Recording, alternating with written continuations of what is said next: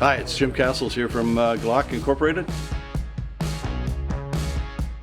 It's great to be back in the range. We had an awesome day weather-wise. We had great attendance. This particular range day, we stuck just a 9mm.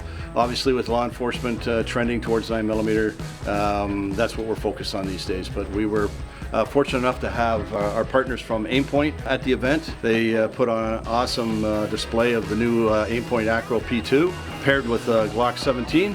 And I think most of the people came out that tried it were very impressed with the optic. The P2 is a radically improved optic over the P1 with extended battery life, durability, brightness on the optic.